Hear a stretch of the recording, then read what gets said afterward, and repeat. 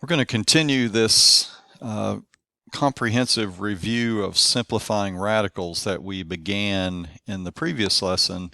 So part two will be, we're going to do the same type of process, but we're going to involve cube roots, where we dealt primarily or specifically with square roots in our previous lesson.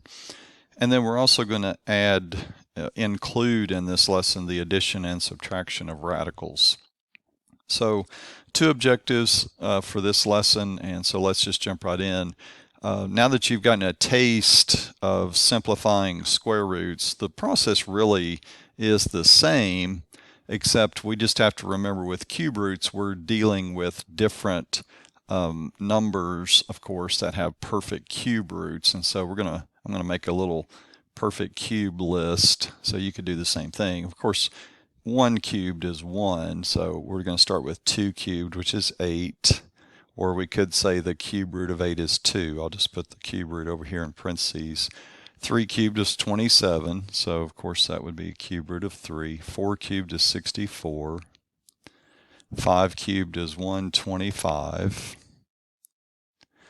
And we'll go ahead and do 6 cubed, which is 216. And you could keep on going. We're just taking these numbers basically and raising them to the third power, of course.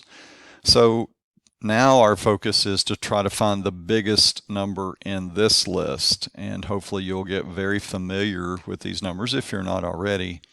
And we're going to try to, first of all, we'll see if 16 is in this list, and of course it's not. So my best case scenario to try to simplify this is to use the perfect cube root number 8. 8 divides into 6 or negative 16. So I'm going to call this negative 8. Okay, there is a perfect cube root of negative 8. And then that means to make it equal negative 16, I'm going to have to multiply by the cube root of 2.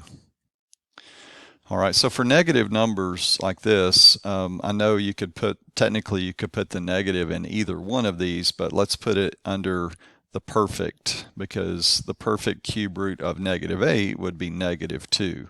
We want to try to eliminate having a radical, a negative number under the radical here. All right, so now to judge variables, we want to know if, again, does the index or the root divide evenly into the exponent? Well, 3 doesn't divide evenly into 7, but it does divide evenly into 6. So I'm going to break this up using b to the 6th multiplied times b to the 1st. All right, and then we can simplify just like we were doing before. This left radical is a perfect cube. The cube root of negative 8 is negative 2. And then this would be b to the 6th divided by 3 power, which is b to the 2nd. And then we just multiply that, or show that it's being multiplied by the cube root of 2b. They can't actually literally be multiplied together, put together as one answer, because one of them's radical and the other is not, but we can show that they are being multiplied together. Okay, let's take a look at number 2. This is the cube root of 32, so once again, 32 doesn't appear in the list, so I'm going to go with the number that does appear in the list that divides evenly into 32, and that's again going to be 8. And the cube root of 8 is going to be multiplied times the cube root of 4. Now to look at our variables, decide whether or not the root divides into the exponent evenly. Of course, that is not the case here.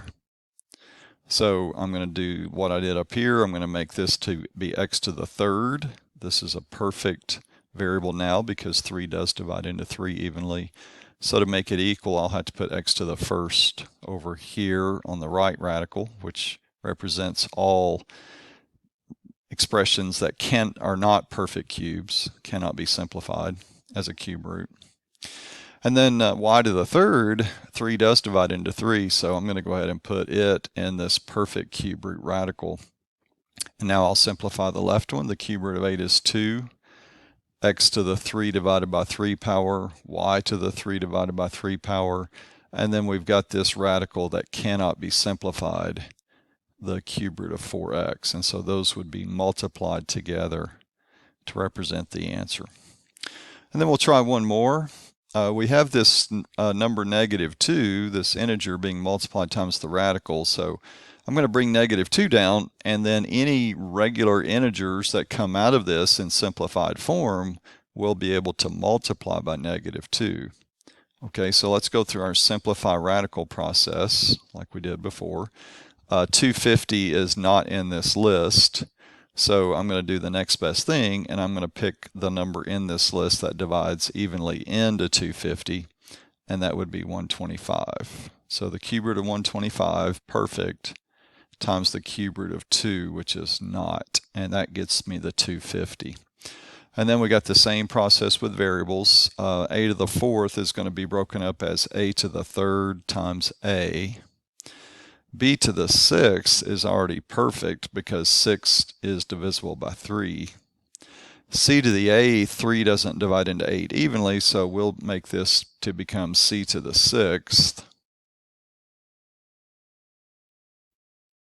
And so over here, this will have to be C to the 2nd. All right, so I'm just going to bring down the -2 for a second, and now let's see what comes out of this. The cube root of 125 is 5. A to the 3 divided by 3 power, B to the 6 divided by 3 power, C to the 6 divided by 3 power, and that's being multiplied times this radical that cannot be simplified. And then to finish off the answer, I can multiply these two integers together now that they're not in radical form. -2 times 5 is -10 ab squared c squared, and then that's going to be multiplied times the cube root of 2ac squared. And that is our answer for the third example. So you'll see a lot of similarities. If you understood the previous lesson, this should not be any trouble. You just have to change your focus away from perfect square numbers to perfect cube root numbers. All right, and let's talk about adding and subtracting. And I gave you a couple of notes here to always keep in mind when it comes to adding or subtracting radicals. It's not possible if these two radicals do not have the same root. We call that number the index, so check it out. If this were square root and this were cube root, for example, then I cannot subtract these. I just have to leave it in the form that it's in.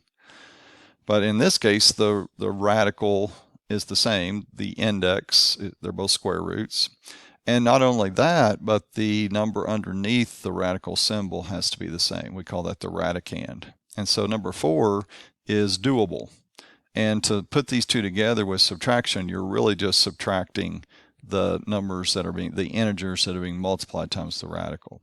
So it's kind of like, it's really the same thing as if you were doing 3x minus 8x, and you know that those are like terms, and that's pretty easy. Well, think of the radical just like you would the x here. 3 minus 8 is -5, and then times the square root of 5. So no problem if the index and the radicand are the same. What if they're not? Well, it may not be possible to put these together, but we first need to see if we can simplify the radicals. Okay, well, I can't simplify the square root of 6, but I can simplify the square root of 54 because remember, 9 has a perfect square root. It's one of our perfect square root numbers, and it divides evenly into 54. So I'm back to what I did in yesterday's lesson, part 1 of this simplifying radicals lesson. And then to simplify 2 times the square root of 6,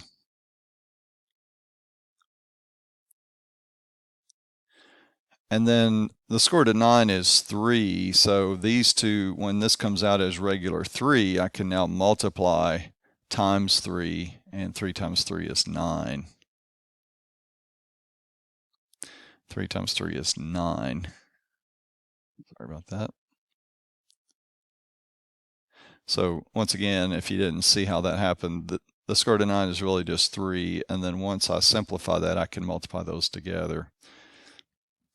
And now this is going to be times the square root of 6. So all of this, 3 times 3 became 9, and I'm still multiplying by root 6. Well, now I can actually put these together as one radical, adding these two integers together. 2 plus 9 is 11, and times the square root of 6.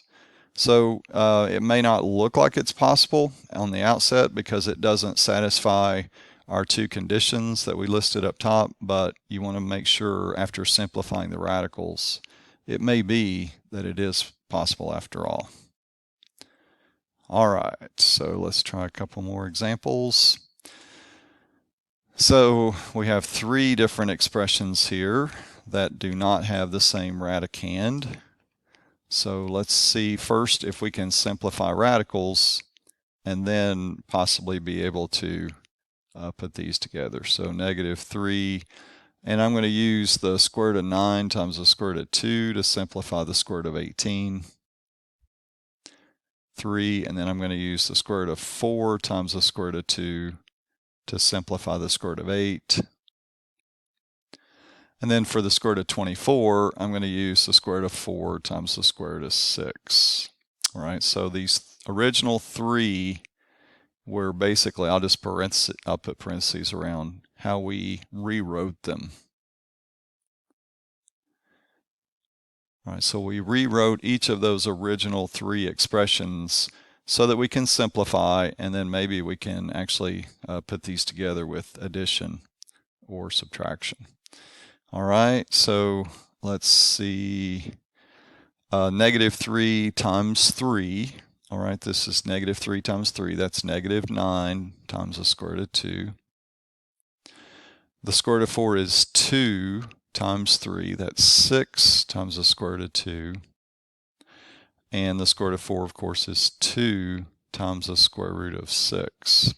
Well, two of these can be combined with addition or subtraction, and then the other one is not. So we'll put the two like radicals together. -9 plus 6 is -3 square root of 2.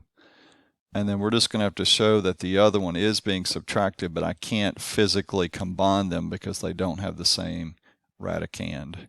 So that'll be my answer for number 6. And then we got one more, same type of deal. Think of this as multiplying by -1. So I'm going to break this up as the square root of 9 times the square root of 5 to try to simplify it. Square root of 5 cannot be simplified, so I'm just going to leave that as it is. The square root of 20 can be simplified as the square root of 4 times the square root of 5. And the square root of 6 can't be simplified. Okay, so now let's go ahead and simplify. The square root of 9 is 3. And so this becomes -1 times 3, which is -3 times the square root of 5. Losing my pen a little bit. All right, and then I'm just going to bring down this 2 square root of 5. And so this is going to be -2 times the square root of 5. The square root of 4 is 2. And then I'll bring down this -2 times the square root of 6. All right, so we can put these root 5s together, square roots of 5. So -3 plus 2, well, you can kind of see where these will cancel out. But if you just went left to right, -3 plus 2 is -1. And then -1 minus 2 is -3 square root of 5. And then I'll just bring down this -2 square root of 6. And that's the best I can do. These cannot be literally combined into one radical, again, because they don't have the same radicand. All right, and so that's all I have for you in the way of notes. You'll have a worksheet, couple of worksheets for you to practice these, and I hope this helps, but if you have any questions, let me know.